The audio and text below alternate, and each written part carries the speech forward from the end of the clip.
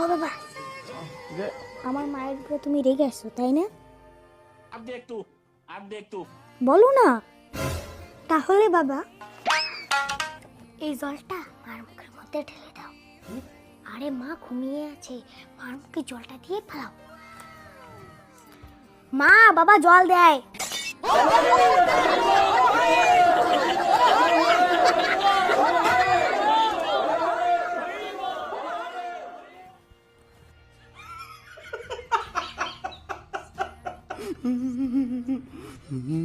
তার কাছে তো তা পাখি ডালিম গাছের বউ, বাবাকে ধরে ফাটাবে আবার তার নিজের বউ।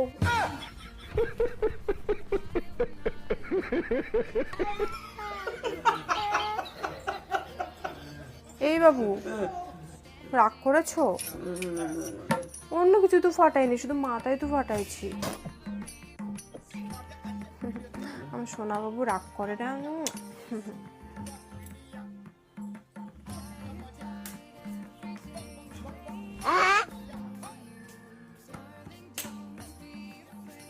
আমার মুখে মনে হয় খুব নোংরা, তাই না?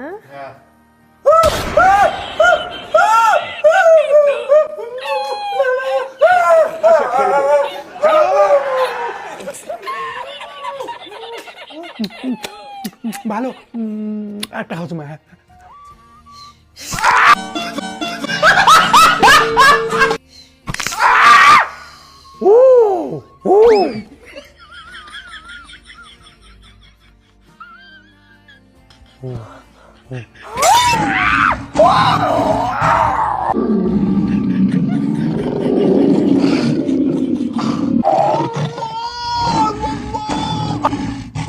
বুঝা পাইছেন ভাই, বিয়ে করার কি জ্বালা। এমন করে আমার জীবন চলতেছে। একদিকে একটা ছেলে জন্ম দিচ্ছি, সেই ছেলেটাও খচ্চর, বাপের কথা শুনে না, কি হবে বড় হয় কে জানে না। মানে সারাদিন কাজ করে বউয়ের মন পাই না, শেষমেশ ছেলেটাকে বোঝায় ছেলেটার সাথে আমি বসতে চাই, কিন্তু ছেলেটাও কেমন দেখো।